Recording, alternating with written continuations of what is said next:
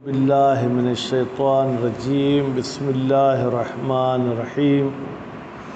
ہماری گفتگو جملہ تفسیریہ میں تھی۔ یہ کہا گیا کہ جملہ تفسیریہ کا بھی محلاً کوئی اعراب نہیں ہوتا۔ پھر اس کی انہوں نے 3 مثالیں آپ کو بتائیں۔ آج پھر انہی 3 مثالوں کا آپریشن کرنا ہے، اور کل والے درس میں بھی انہی 3 جملوں کا آپریشن ہوگا۔ پرسوں دیکھیں کہ آپریشن کمپلیٹ ہوتا ہے یا کمپلیٹ نہیں ہوتا۔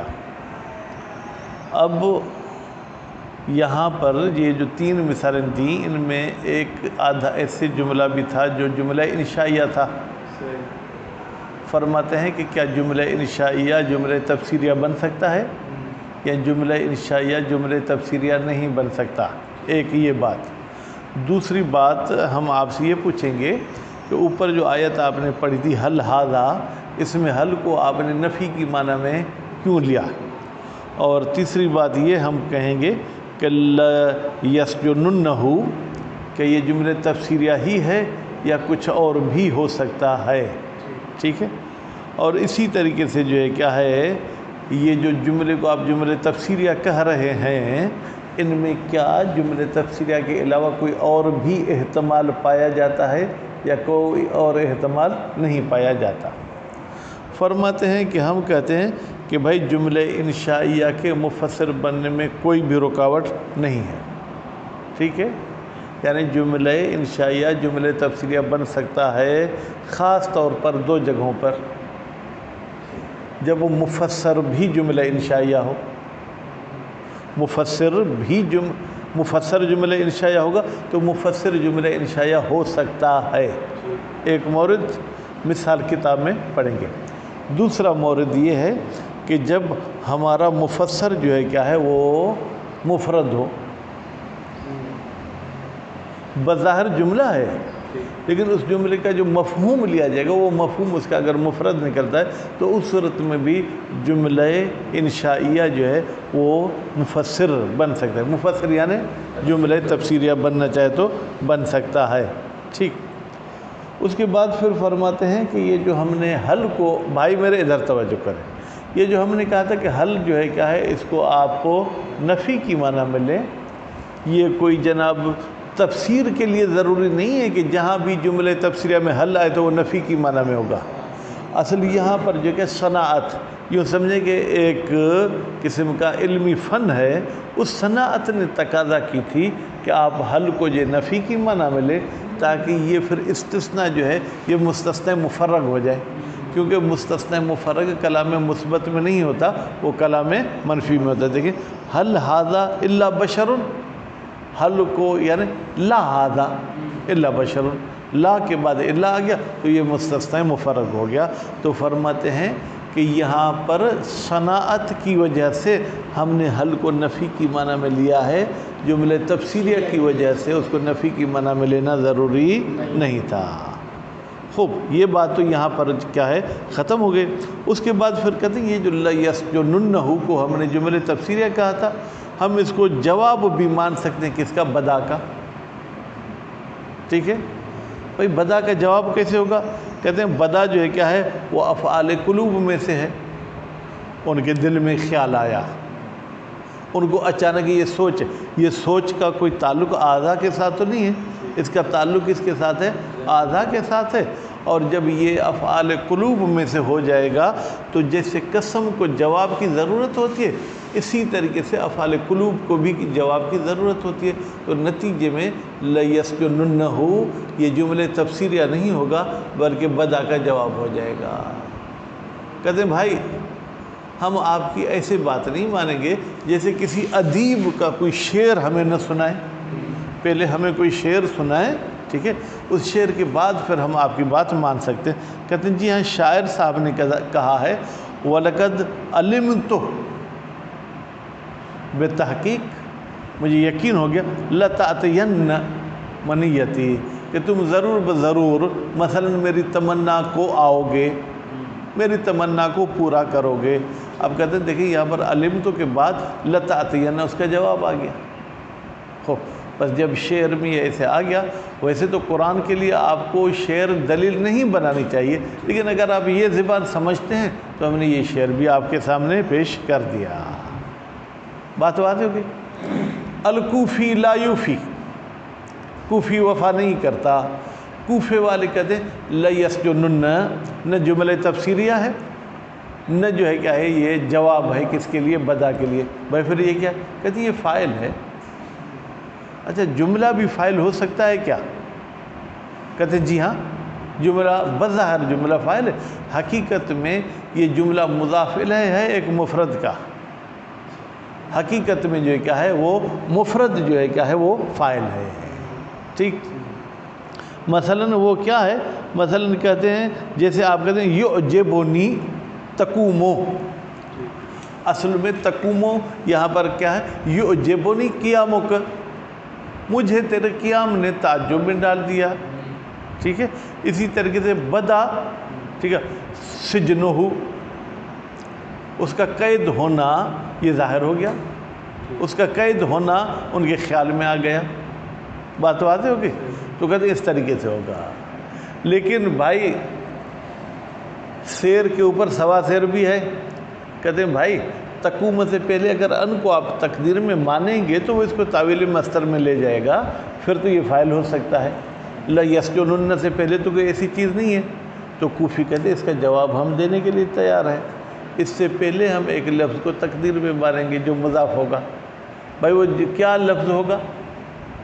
کہتے ہیں وہ لفظ فرض کریں کہ ہم کہیں گے بدا، ٹھیک ہے، ظہور لیسجننہ، ٹھیک ہے، یا اور ایک مثال تھی جہاں پر ہم نے فعل کو معلق کیا تھا، تعلیق والی مثال، اقام زید فلاں فلاں، تو وہاں پر جو ہے کیا ہے مثلا وہاں پر جواب ان قام زید اس قسم کے لفظ کو تقدیر میں رکھیں گے۔ پھر مصنف صاحب جو اس کو جاٹھا مارتے ہیں، کہتے ہیں بھائی یہ جو آپ مضاف کو فاعل مان رہے ہیں اور مضاف کو آپ کریں گے یہ پورے جملے کی طرف مضاف ہے، یہ لفظ ایسے ہیں جو جملے کی طرف مضاف ہوتے ہی نہیں ہیں۔ جملے کی طرف جو الفاظ مضاف ہوتے ہیں وہ مثلا اذ ہے، اذا ہے، اس قسم کا تو کوئی لفظ نہیں ہے۔ نتیجے میں یہ آپ والی بات کہ ہم اس کو فاعل مانیں گے، یہ بات ہم نہیں مانتے ہیں۔ بات واضح ہوگی؟ اس کے بعد پھر فرماتے ہیں کہ آپ نے جو جملے تفسیریہ کی تعریف کی تھی اس میں فضلہ کا لفظ کہا تھا، یہ کیوں کہا تھا؟ کیونکہ قیود جب بھی لاتے ہیں تو قیود کیا ہوتے ہیں؟ اعتراضی۔ مثلا میں کہتا ہوں بھائی آج سیدوں سے مٹھائی لینی چاہیے، سیدوں کا لفظ کیوں کہا؟ تاکہ ہم غیر سیدوں کو خارج کرتے ہیں۔ کہتے یہ فضلہ ہم نے اس لیے کہا ہے کہ ایک جملہ اور بھی ہے جو تفسیر کرتا ہے، مثلا کس کی؟ ضمیر شان کی یا ضمیر قصہ کی، لیکن وہ فضلہ نہیں ہوتا، نتیجے میں اس کا کوئی محلاً اعراب ہوتا ہے۔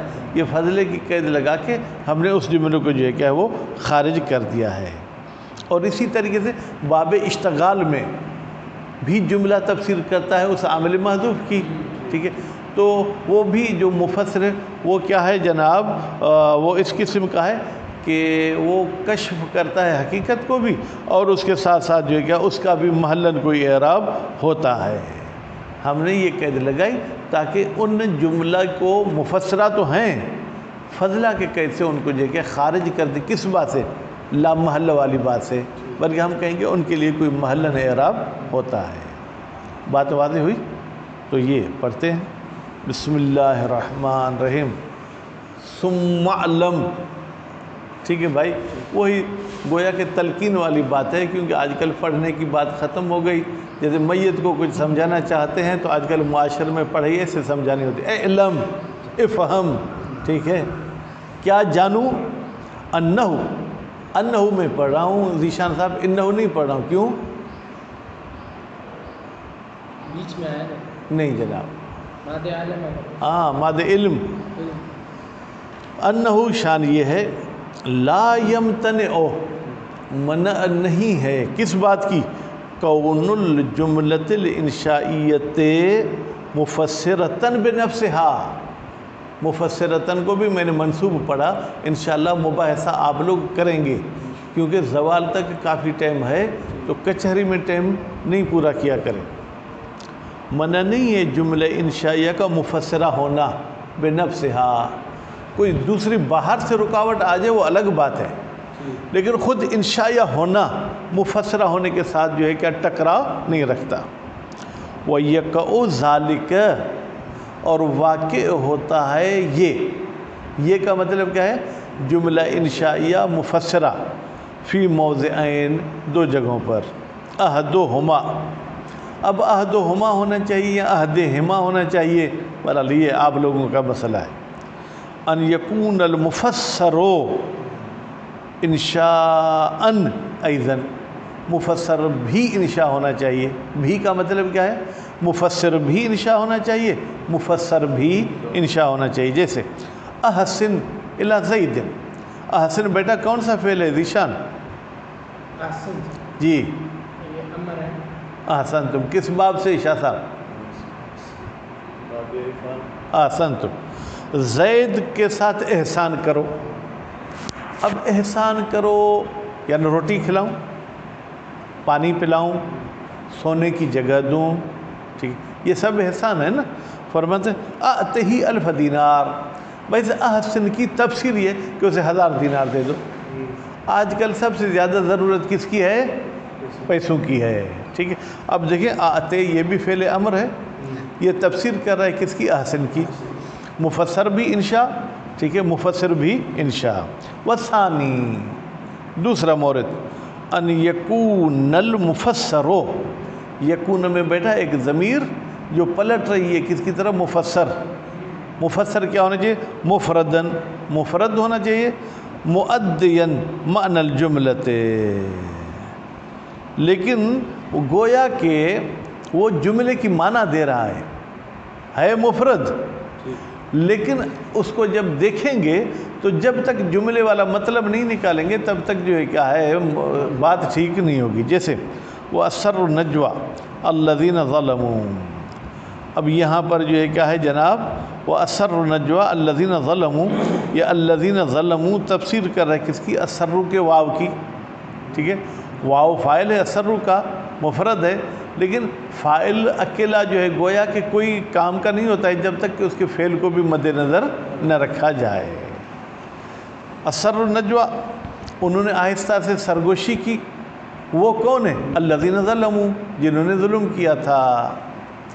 وَإِنَّمَا قُلْنَا، اب ان کو پیچھے والی باتیں یاد آ گئیں، اور بے شک ہم نے کہا تھا، کہاں؟ فی ما مضی، اس بات میں جو گزر چکی، کیا ہم نے کہا تھا؟ ان الاستفہام مراد بہ النفی، بالتحقیق کہ استفہام سے مراد ہماری کیا ہے؟ نفی کی، کہاں پر؟ حل میں، ٹھیک ہے، تفسیراً لما اقتضاہ المعنی، بھائی ہم نے کیوں کہا کہ مراد نفی ہے؟ تاکہ تفسیر کر سکیں لما، اس مطلب کی، اقتضا ہو، جس مطلب کی تقاضا کرے، المعنی، اس آیت کی معنی، وہ اوجبت ہو، اور یہ نفی کی مراد لینے کا سبب بنا تھا الصناعت، صناعت، ٹھیک ہے، یعنی گویا کہ ہمارا علمی جو ہے کیا ہے؟ یہ ذوق، علمی سلیقہ۔ ویسے صناعت کی بیٹا تو ذکر ہے، اگر آپ اس کی تفسیر کرنا چاہیں تو وہ الگ ہے اصطلاحی معنی، لیکن یہاں پر آپ یہ مطلب کہہ سکتے ہیں لأجل الاستثناء المفرغ، بھائی ہم کیا بنانا چاہتے تھے؟ استثناء مفرغ، تو استثناء مفرغ کے لیے کلام کا منفی ہونا ضروری ہوتا ہے، اس لیے ہم نے حل کو جو ہے کیا ہے وہ نفی کی معنی میں لیا۔ لا ان تفسیر اوجب ذالک، ایسا نہیں ہے کہ تفسیر سبب بنی ہے ذالک کہ ہم استفہام کو نفی کی معنی میں لیں۔ وَيَجُوزُ، يَجُوزُ بمعنی يمکن، وَيُمْكِنُ أَنْ يَكُونَ لَيَسْجُنُنَّهُ جواباً لِبَدَا، یہ لَيَسْجُنُنَّ کیا ہونا چاہیے ذیشان صاحب؟ کس کا ہونا چاہیے؟ بدا کا۔ کیوں؟ لِأَنَّ أَفْعَالَ الْقُلُوبِ، اس لیے کہ افعال قلوب لِإِفَادَتِهَا التحقیق، یہ بھی فائدہ دیتے ہیں کس کا؟ تحقیق کا، ان میں شک کا تو کوئی گنجائش نہیں ہوتی نا۔ ہو تجابو میں ہی کی ضمیر جو جا رہی ہے افعال قلوب کی طرف، تو افعال قلوب کا جواب دیا جاتا ہے بما، اسی جواب کے ذریعے یجاب بہ القسم، جس چیز کے ذریعے قسم کا جواب دیا جاتا ہے، قسم کے جواب میں بھی غالباً لام داخل ہوتا ہے، ٹھیک ہے، اسی طریقے سے افعال قلوب کے جواب پر بھی لام داخل ہوگا۔ قال شاعر، جیسے شاعر صاحب نے بھی کہا ہے، وَلَقَدْ عَلِمْتُ، مجھے یقین ہو گیا کہ تم میری آرزو پوری کرو گے، ٹھیک ہے، لَتَأْتِيَنَّ، علمت کا جو ہے کیا وہ جواب ہے۔ وقال الکوفیون، الکوفی کیا فرماتا ہے، الجملۃ فاعل، بھائی ہم اس جملے کو فاعل مانیں گے، نہ جواب مانیں گے نہ جملہ تفسیریہ مانیں گے۔ ثم قال ہشام وثعلب وجماعت، مرحوم لائق صاحب جب ثعلب کا ترجمہ کرتے تھے تو کہتے تھے پھر کہا لومڑی نے، کیونکہ ثعلب لومڑی کی معنی میں ہے۔ ہشام صاحب نے کہا ہے، ثعلب صاحب نے کہا ہے، اور ایک جماعت نے کہا ہے یجوز ذالک فی کل جملۃ، جائز ہے ذالک یہ فاعل بننا ہر فاعل میں اور ہر جملے میں، جیسے یعجبنی تقومو، یعجبو فعل، نون وقایا یا مفعول، تقومو اس کا فاعل، حالانکہ تقومو فعل، انت کی ضمیر اس میں مستتر، فعل اور وہ فاعل مل کر جملہ ہو گیا۔ وقال الفراء وجماعت، فرا صاحب اور ایک جماعت نے کہا ہے جوازہ، جوازہ کی ضمیر کہاں جائے گی، کون الجملۃ فاعلا، جملے کے فاعل ہونے کا جائز ہونا مشروط، مشروط ہے اس بات کے ساتھ بکون المسند الیہا، کہ وہ چیز کہ جس کی نسبت دی گئی ہے اس جملے کی طرف قلبیاً، وہ فعل قلبی ہو تو پھر جو ہے یہ جملہ فاعل بن سکتا ہے، لیکن اگر فعل قلبی نہیں ہے تو پھر فاعل نہیں بن سکتا ہے۔ ایک بات یہ کہ وہ دیکھیں المسند الیہا، الیہا کی ضمیر کہاں جائے گی، جملے کی طرف، یعنی جس چیز کی نسبت دی گئی ہے اس جو ہے جملے کی طرف، یعنی اس فعل کی جس کی نسبت دی گئی جملے کی طرف وہ قلبی ہونا چاہیے، ایک شرط۔ دوسری بات وہ باقتران الجملۃ، پھر وہ جملہ ملا ہوا ہونا چاہیے، ٹھیک ہے، کس کے ساتھ، بادات معلقۃ، ایک ایسے جو ہے کیا ہے حروف کے ساتھ جو فعل قلبی کو عمل سے روک دیتے ہیں، الغاء و تعلیق آپ پڑھ کر آئے تھے، یہ دو شرط ہوں گی تو جملہ فاعل بن سکتا ہے۔ جیسے ظہر لی، میرے لیے ظاہر ہوا، اب یہاں پر بھی ظہور پہ میں نے دیکھنے کے نہیں ہے بلکہ مجھے یقین ہوا کیا کہ قام زید، کہ کیا زید کھڑا ہے۔ اب دیکھیں ظہر کی نسبت دی ہے قام زید کی طرف، ٹھیک ہے، ظہر فعل قلبی ہے اور اس کے بعد قام سے پہلے حمزہ استفہام آیا ہے، اس نے ظہر کو آ کے کیا ہے تعلیق کر دیا، یعنی کہا کہ ظہر بعد والے میں عمل نہیں کرے گا۔ وعلم حل قعد امر، یہاں پر بھی قعد امر، یہ کیا ہے جناب گویا کہ یہاں پر ہم نائب فاعل کہیں گے کیونکہ علم فعل مجہول ہے، ٹھیک ہے، اب یہ حل بھی موجود ہے اور علم بھی ہے۔ وفیہ نظر، کہتے ہیں جی ہم آپ کی ایسی بات نہیں مانیں گے آنکھیں بند کر کے، ابھی ہم جو ہے عوامل ہدایہ سمدیہ سیوطی کے دونوں جز پڑھ کے آئے ہیں، ابھی ہم خود مجتہد بن گئے ہیں، وہ آپ کو استاد نہیں بنا، وہ الگ بات ہے۔ لأن ادات تعلیق، کہتے ہیں یہ جو آپ نے کہا کہ ادات تعلیق کا ہونا ضروری ہے، اور بأن تکون مانعۃ، آپ نے کہا کہ یہ تو مانع ہیں کس سے، کہ فعل قلبی اپنے ماں بعد میں عمل نہ کرے، اشبہ من ان تکون مجوزۃ، یہ زیادہ شباہت رکھتے ہیں کہ یہ مجوز ہونے چاہیے، مانع نہیں ہونے چاہیے۔ کیوں؟ اس لیے کہ فعل اور فاعل مل کر گویا کہ ایک جسم بنتا ہے، ٹھیک ہے۔ اب آپ کہیں کہ آپ کا دل آپ کے جسم میں عمل نہیں کرے گا، خون کی سپلائی نہیں، پھر تو جسم جسم نہیں رہے گا، ٹھیک ہے۔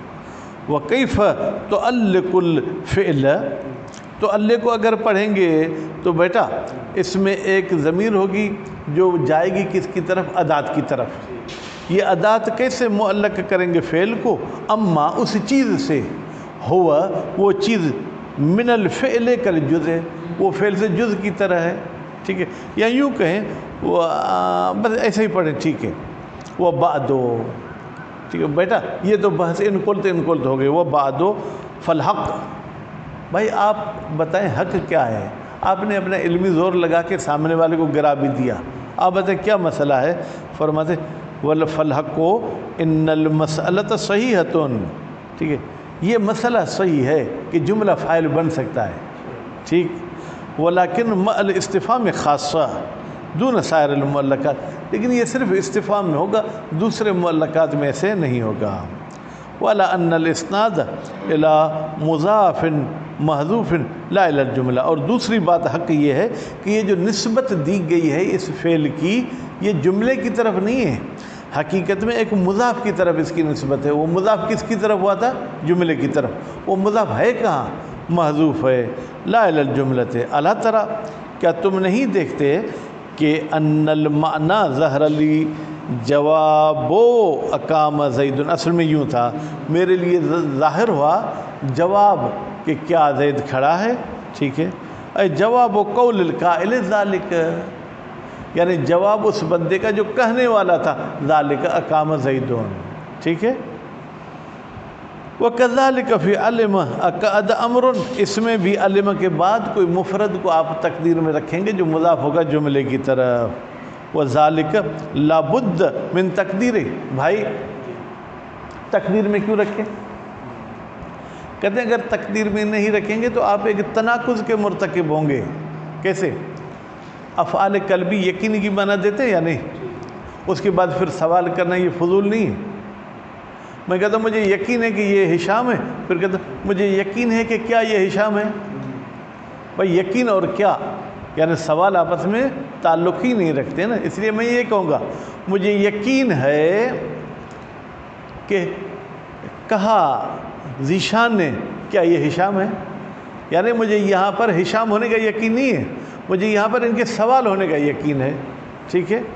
فرماتے ہیں وَذَلِكَ لَابُدَّ، وَذَلِكَ یہ جو ہم نے مضاف والی بات کی ضروری ہے من تقدیر المضاف کی، دفعا للتناقض، تاکہ ہم تناقض کو دور کر سکیں۔ کیوں؟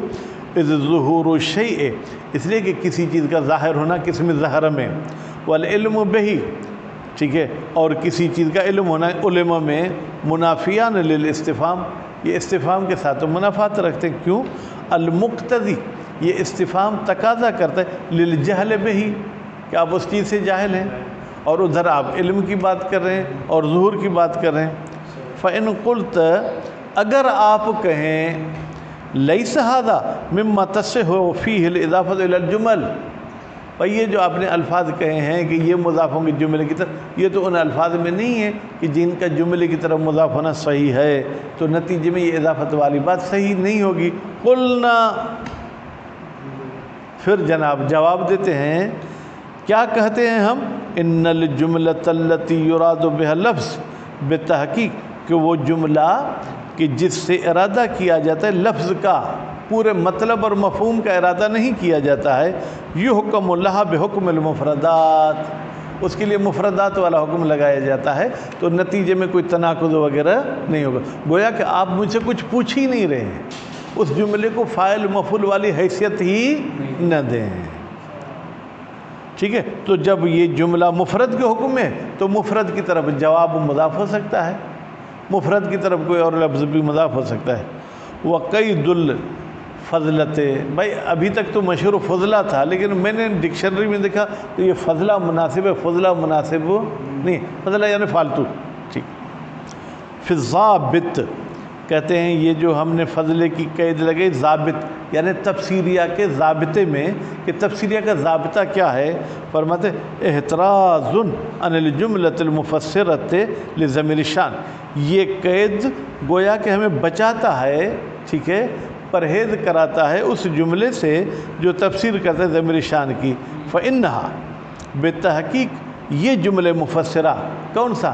ضمیر شان والا، کاشفۃ لحقیقت المعنی المراد بضمیر شان، یہ کشف کرتا ہے اس معنی حقیقی کو جو ہم ضمیر شان سے معنی لینا چاہتے ہیں۔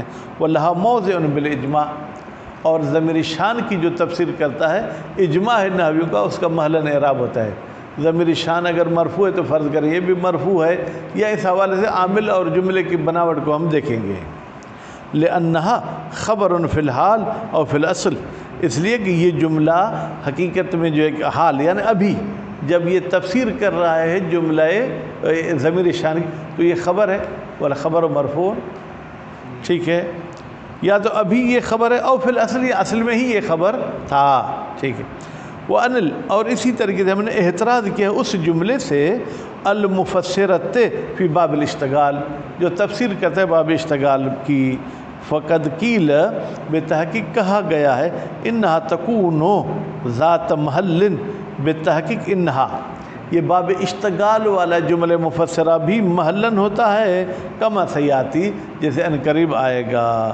وَهَذَا الْقَيْدُ أَحْمَلُوهُ وَلَا بُدَّ مِنْهُ، اور بہت سارے علماء نے اس قید فضلہ کو محمل چھوڑ دیا ہے، حالانکہ ضروری ہے کہ جہاں پر بھی جملہ تفسیریہ کی بات کریں تو آپ اس قید کو بھی ذکر کریں۔ وصلی اللہ علی محمد و آل محمد۔